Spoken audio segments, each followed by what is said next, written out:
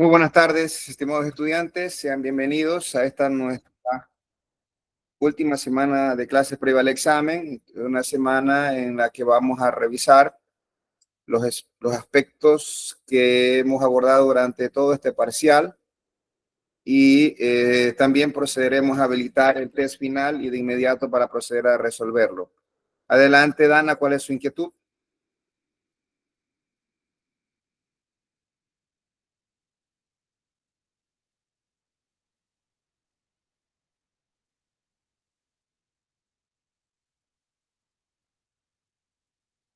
Bueno, parece que alguien levantó la mano y no.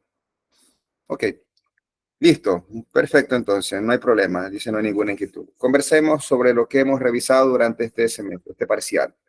Bueno, en este parcial nosotros hemos revisado acerca de los conceptos básicos, acerca de las bases de datos, hemos conceptualizado lo que es la base de datos, hemos trabajado cómo se procesaban los sistemas antes, lo que eran los sistemas de archivos, qué limitaciones tenían los sistemas de archivos para luego llegar a lo que son los sistemas de base de datos actuales.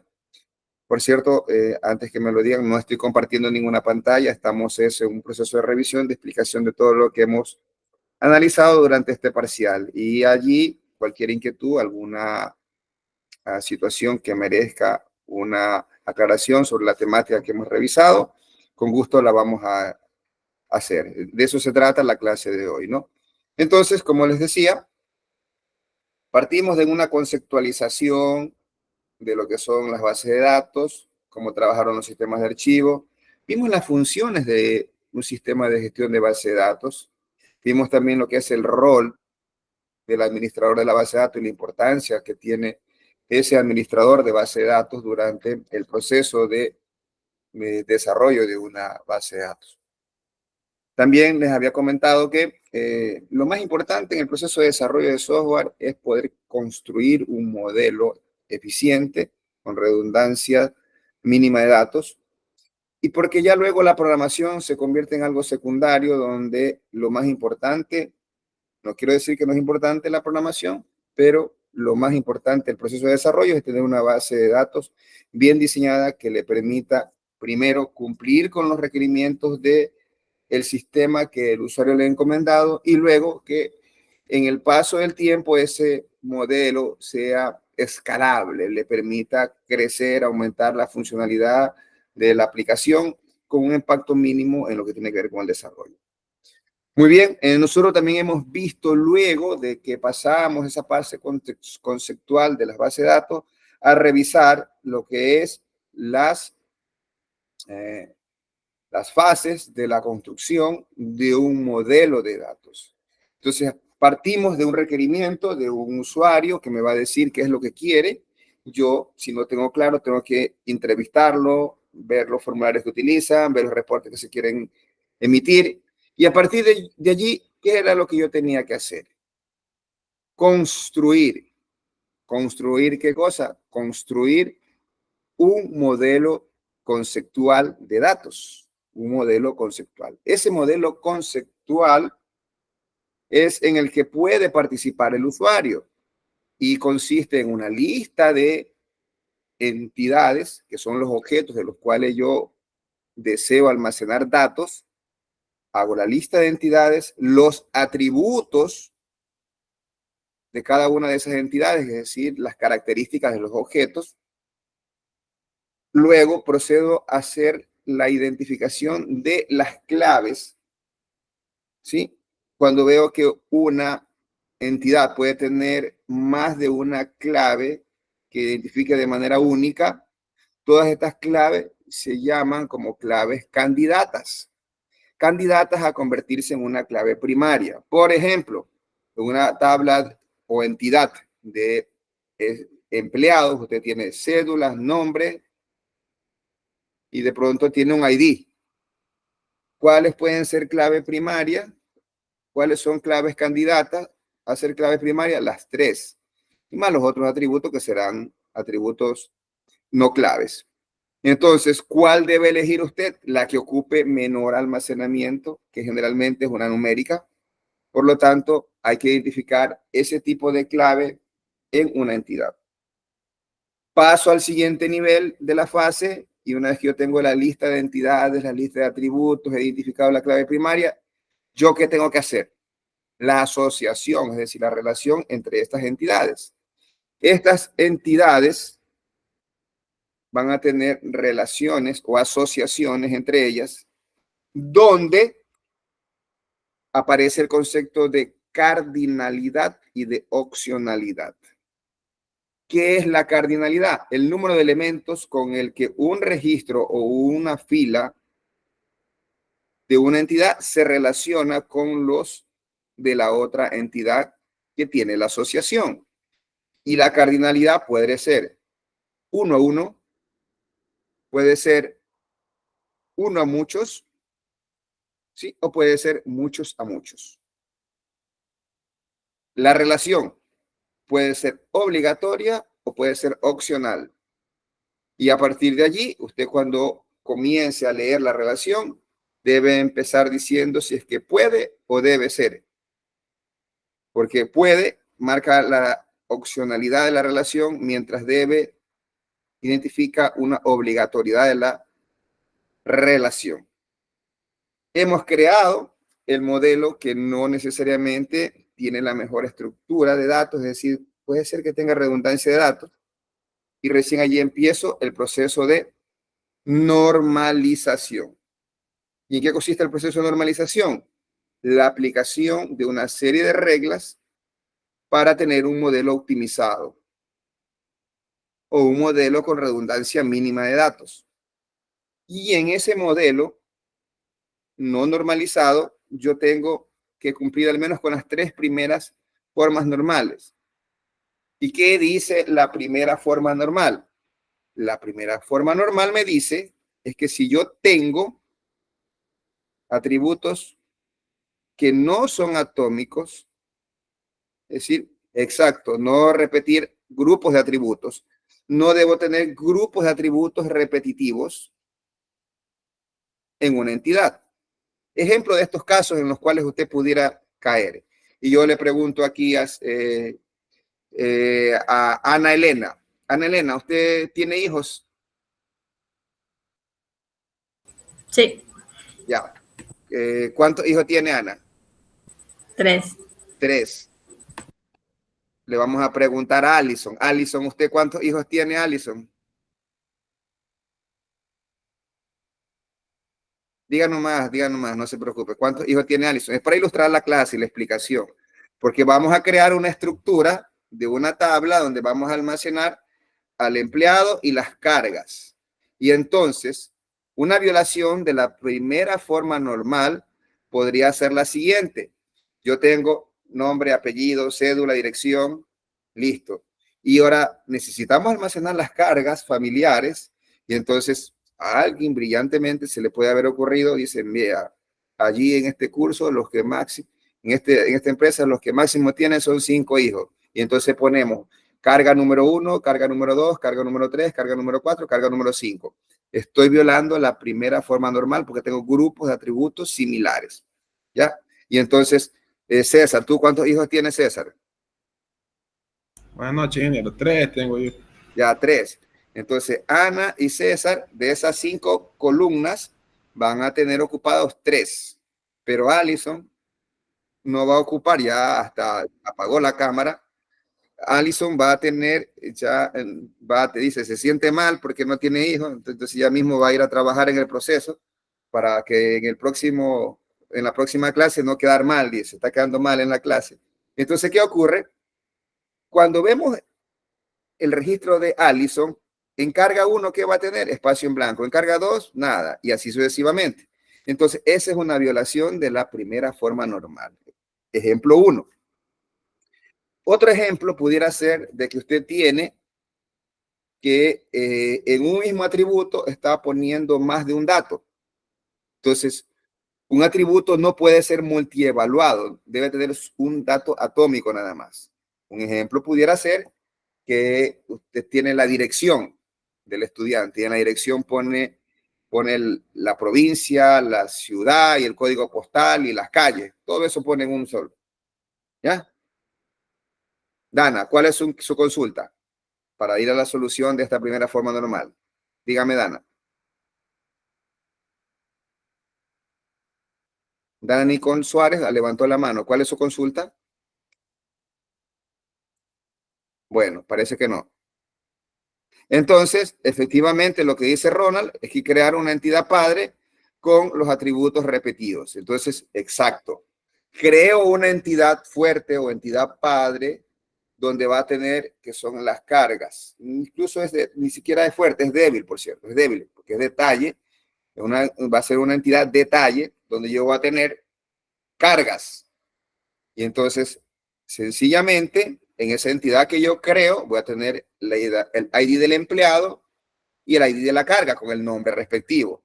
Entonces, allí se torna eficiente porque para el caso de, no es que vamos a hacer la fiesta con usted, Alison, pero es para el ejemplo nomás. Entonces, cuando vemos que existe una relación de trabajador con carga, cuando hablamos del trabajador Alison, no tiene una relación con carga porque ya no tiene ningún hijo. Cuando hablamos de el código de César con la entidad carga, va a haber 3 registros, igual para el caso de Ana. Entonces, ¿cómo sería de leer esa relación? Es decir, sí, un empleado será puede o debe. Puede, ya vimos, pues si no debe, lo obligaríamos a Alison a que tenga hijos y para que funcione la relación. No, es un empleado puede tener 1 o más hijos, así sería, o 1 o más cargas. Perfecto. En cambio, si leemos la relación desde carga hacia empleado, sería una carga debe, porque sí, debe pertenecer a un padre, porque no puede haber una carga por ahí sin padre, debe pertenecer a uno y solo un empleado. Entonces, así se corrige la primera forma normal, cuando tenemos grupos de atributos repetitivos. Pero si es un atributo que está multievaluado, la solución es más sencilla. Simplemente cojo y divido en columnas cada uno de los atributos que yo tengo insertados en un solo atributo y que está mal hecho en esa práctica. ¿Está claro de esta forma la primera forma normal? Y allí no hay cómo perderse con ese ejemplo. Y yo sé que César, Ana y Alison no se van a olvidar de la primera forma normal. Fueron ayudas en este ejemplo. ¿Ok? Listo. Pero Alison, no es que la estamos invitando a que vaya a tener carga, no. Cuidado, cuidado, se deja llevar por el ejemplo y no quiere quedarse atrás en el curso y no. Tranquilo. Ok. Porque allá Ronald, veo, por ahí creo que no sé, Ronald, por algo se está riendo Ronald, ¿no? Bueno, tranquilos, avanzamos. Entonces, vimos la primera forma normal. Ahora, la segunda forma normal. La segunda forma normal implica cumplir 2 condiciones. La primera es que debe estar en primera forma normal. ¿Sí? Si ya pasó a la primera, no se puede hablar de una entidad que está en segunda forma normal si no hemos pasado a la primera. La segunda condición es que debe tener que se aplica la segunda forma normal, acuérdese, segunda, se aplica a claves primarias compuestas, a entidades que tienen claves primarias compuestas. Por ejemplo, el detalle de factura. Usted tiene el detalle de la factura donde tiene el código de la factura, la cantidad de la venta y el precio unitario pudiera ser. Y un error sería poner allí también la descripción del producto. Obviamente, en un detalle de factura, la clave primaria es número de factura más el código del producto. No puede ser solo el número de factura, porque en una factura usted incluye varios productos. Entonces el número está repetido. No puede ser solo por el número del producto, porque ese producto puede estar en más de una factura. Por eso es que yo debería tener concatenado el número de la factura más el número del producto para el código del producto para que sea la clave primaria compuesta allí. Y yo poner en el detalle de factura la descripción del producto sería un error, sería una violación de la segunda forma normal. ¿Por qué? Porque la descripción del producto no depende de los 2 atributos que yo tengo como clave primaria. No depende número de factura y el código de producto. Solo depende la descripción del producto, del código de producto. Por lo tanto, esa es una dependencia parcial. ¿Qué se hace? ¿Cómo se resuelve? El determinante o el atributo del cual depende sale junto con el atributo que tiene dependencia parcial. Sería código y descripción. Pasan a otra tabla. Y esa tabla es la tabla maestra de productos. ¿Ok? Entonces, así se resuelve la segunda forma normal. Dana, una vez más, usted tiene levantada la mano, por favor. Me dice su consulta. Active su micrófono.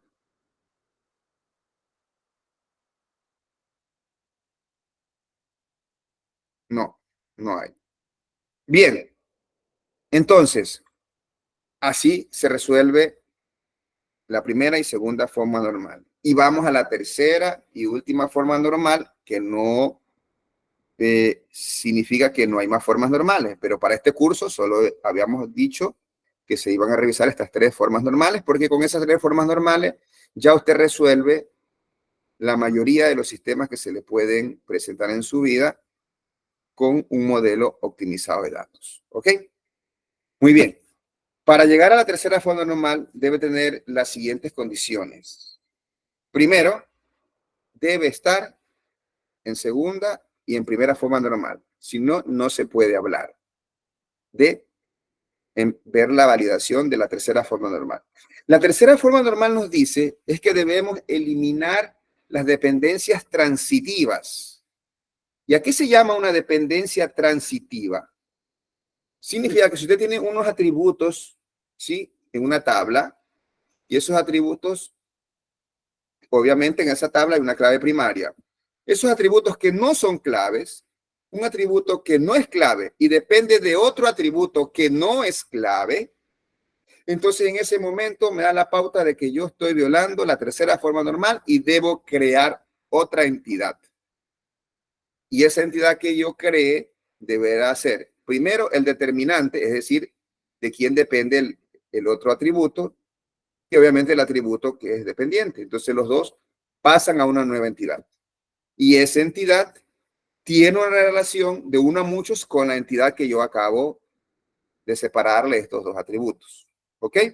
Así se resuelve la tercera forma normal. ¿Ok? ¿Alguna pregunta? Yo en este momento, mientras ustedes ubican alguna posible pregunta, yo voy a proceder a habilitarles el test último de este parcial que estará disponible a partir de este momento. Este es el paralelo, me confirman, este es el 2. Ya, vamos a habilitar. ¿Alguna consulta, por favor? ¿No hay consulta? Sí está actualizado el entorno virtual de aprendizaje para que usted ingrese las actividades tal cual habíamos acordado la fecha. La pregunta dice, ¿hasta qué hora estará abierto el test? El test estará abierto hasta el día de mañana a las 13 horas. ¿Ok? Pero antes no va a poder ver las respuestas ni su calificación. ¿Ok? En este momento habilitamos.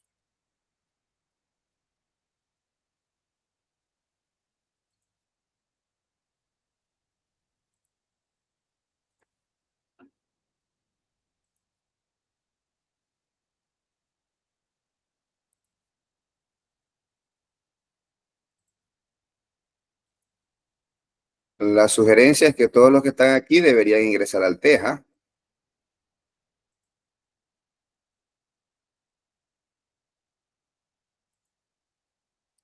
A ver, hoy estamos, en este momento estamos 14.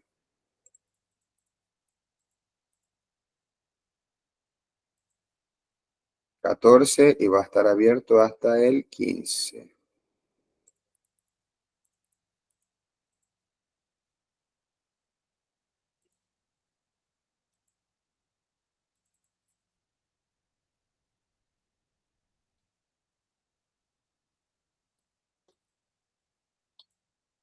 Así.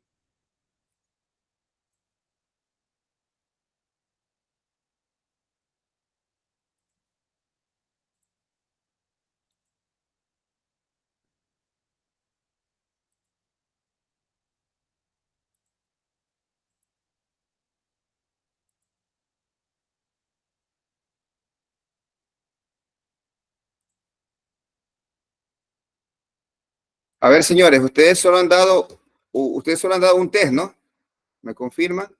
Solo tengo un test. Son 3 tests. Entonces voy a habilitar los otros y debe quedar habilitado hasta el fin de semana, ¿ok? Pero en este momento ya queda habilitado para que procedan de inmediato.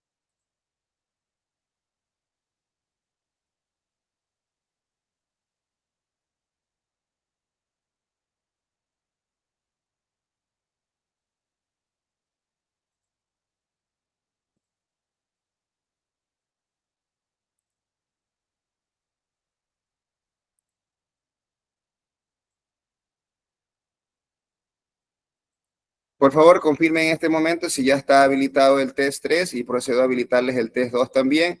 Y el test 2 lo vamos a dar un par de días más, entre ese, ¿sí? Ok, confirmen, ya está. Ok, perfecto. Entonces, en este momento procedo con el otro test.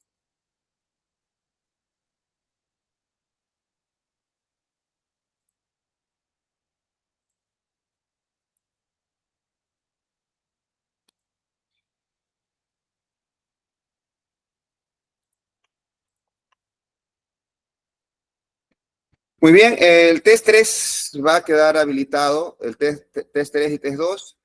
El test 3, el test 2 va a quedar habilitado hasta el día, estará habilitado hasta el día jueves a las 23 horas.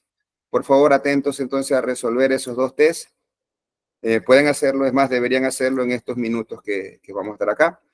Pregunto, ¿hay alguna duda de todo lo que hemos visto en el curso? Le he hecho un resumen de lo que hemos visto en el curso. Quisiera saber si hay alguna inquietud, alguna duda. Todavía están trabajando, entiendo, para la entrega de las tareas. Yo he sido muy flexible para que ustedes puedan hacer un trabajo a la altura y al nivel de ustedes, estudiante de cuarto nivel, por lo que ya han visto la normalización. ¿Alguna pregunta? ¿No? Entonces, por favor, proceder a ejecutar el test y éxitos a todos en los exámenes que se vienen. ¿Ok? Tengan muy buenas noches.